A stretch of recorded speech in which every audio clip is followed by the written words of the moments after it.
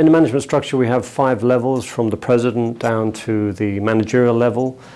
We try to keep it lean in order that we can get communication moving much quicker. Decisions are made much quicker on that basis, and one of our strengths as a management group is our flexibility. When we make a decision, we can normally get it operational within 2 weeks, which is a very strong advantage that we have against our competitors, which can take a number of weeks and months before they come to a decision. Okay.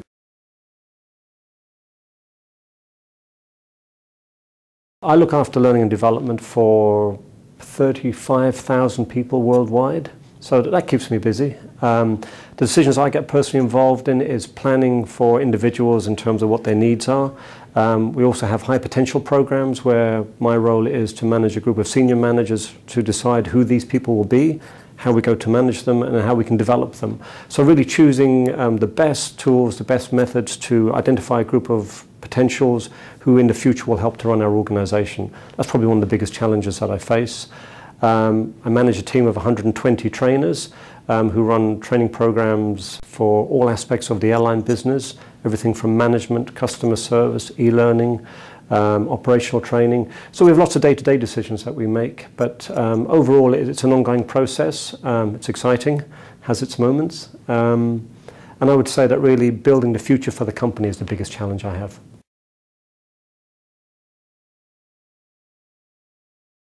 One of the things I would recommend is there's a lot of great people in the world who have been very successful at what they do, and it might sound a bit cliche-ish, but autobiographies of key people are worth reading. I'd say once every 3 months, go out and buy a book about a good leader, whether it's Jack Welch, which is a good one to read. We'd all like to be Jack Welch. I'm not sure we will be because he seems a special type of guy, but at least he gives you some ideas of how he planned what he did and how he got to where he did. And another one that I would recommend is a film that I watched recently, which I found very inspirational. It was about the life of Nelson Mandela.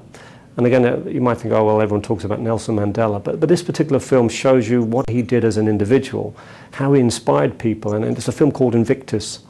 And it talks about when he came into power and how there was lots of various groups that were very much intent on destroying each other, but how he brought them all together and got people sitting and talking together to say, right, this is what we need to do for the benefit of Africa, not necessarily for the benefit of the individual. So I think go for inspirational leaders.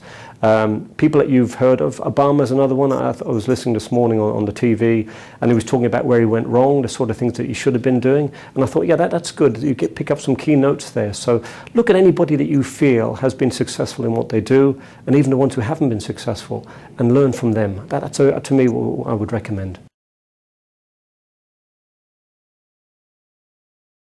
Sometimes they become detached from what's happening in the business. You know, the ivory tower, as it's called, happens in a lot of organizations where the people at the top think everything's lovely and rosy and everything's going well, but the people on the front line are the people who are struggling because processes and procedures are not working the way they should be.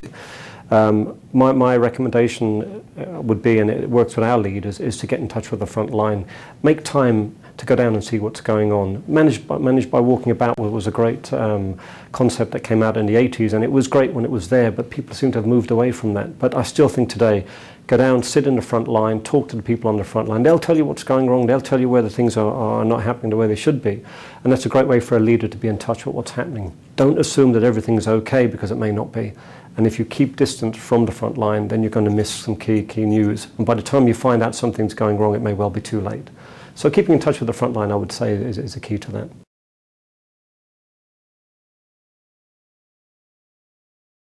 Can-do attitude, a belief and a passion about the company, and also I think people are inspired to go out and do better. I would honestly say those are the cultures we have in the company, and that's what makes us a success. We're a mixed, diverse group of over 160 different nationalities from all over the world, and for some companies that can be a real challenge, but for us it's kind of what makes it work.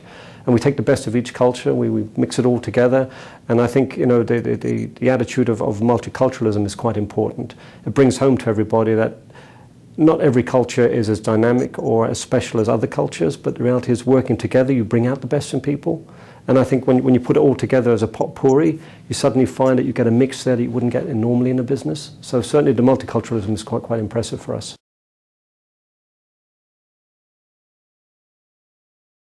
Probably the key element, or there's a couple of key elements. Number one is flexibility. You need to be flexible. You need to be able to change to meet the business demands. And number two, you need to have a competitive base or a competitive challenge. Where we're based in Dubai, we have open skies, which means any airline that wants to can fly into Dubai with no restrictions whatsoever. And from day one, we were told, set up the airline, but you have no protection. And in a way, that's been one of the best things for us as a company, because we've always had competition from day one, and we've had to be better or as good as anybody else to survive. If you look at some of the other markets in the world where you have airlines that were originally government owned and they're now becoming more competitive, they struggle very hard because there's no ethos within the organization to be competitive. So the way they deal with it is by being restrictive. They don't allow other airlines to fly into their markets, or they do everything they can to make sure that they restrict them as much as possible. That will work for a period of time, but all you end up doing at the end of the day is providing less opportunities for the customer, less opportunities for value for the customer. So to me, competitiveness is key to the business. And if you can thrive in a competitive market like we've done, then you can deal with any challenge. When you work in a restrictive area where you protect yourself from competition, then at some stage, whether you like it or not, you're going to have to become competitive, and it may well be too late.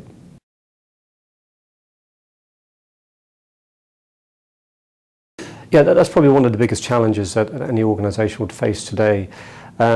An organisation has a belief of where it wants to be, and it assumes that everybody else is at that level. But it takes a lot of hard work, a lot of encouragement, a lot of motivation from the individuals within to keep that going. And I think measurement is a key part of that. You've got to go out and measure what's happening in your business. You've got to measure what the reaction is. If things are going wrong on the front line, you've got to find out why. And you may find because there's a mismatch in what the culture should be and what the culture actually is. But there's very many various methods, and it would probably take me too many hours to explain it all to you. But I would certainly say measurement is a good way of looking at that.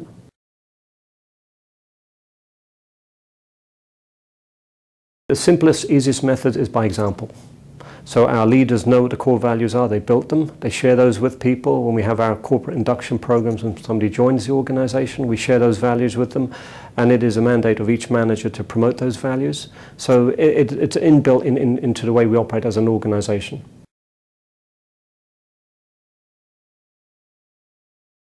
We have a process in our organization which is our performance management system, where at the end of each year, each individual is given a set of objectives on what they're expected to do during the year, and then at the end of the year, they're rated on how well they've met those objectives. And in those objectives, we have the core values, so everything's linked in, so that we can see how people are doing in terms of that. And I think when people understand the core values and realize they're getting measured against the core values, then it makes it a little bit easier to keep the momentum going. But as organizations get bigger and people come under pressure, that can slip a little bit. So by having these performance reviews, we're able to remind people that, look, these are the sort of things you need to focus on in order to maintain that culture.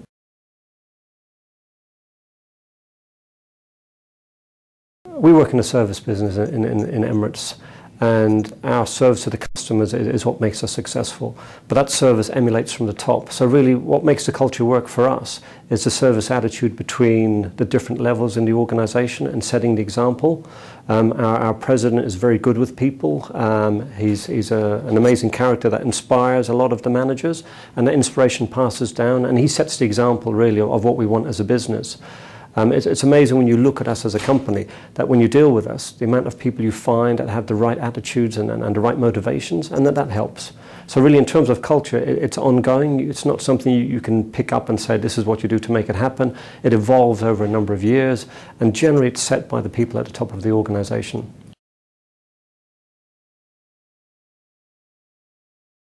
For me, the thing I think is most important is passion. I like people who are passionate about what they do. Not everybody is, but some people have this. I like people who have a can-do attitude, because, you know, working in the airline business has many challenges, and very often they happen at the last minute and suddenly hit you. I need somebody who can run with that, help develop our organization, and help bring the best out of people. When people come to learn, they want to go away with tools that can help them do a job better. But also I like people who can inspire individuals to go on and do better things that maybe they wouldn't normally think about. That's what I would look for.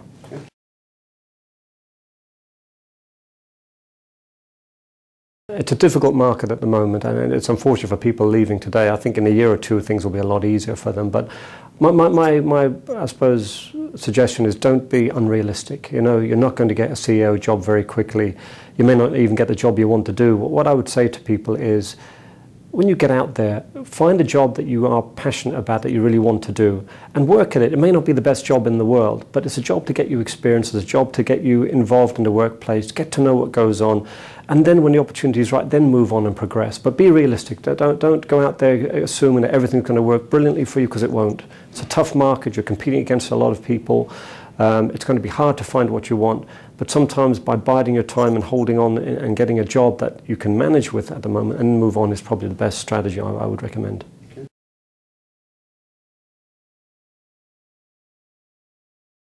Moving into leadership is a challenge. What you learn in university is great. It gives you the tools and the knowledge of what you need to do. But when you're sitting in the hot seat yourself, it's a very different ball game. First and foremost, the fear factor creeps in. You suddenly think, can I do it? Am I the right man for the job or the right woman for the job? The reality is you wouldn't be there if you couldn't do it.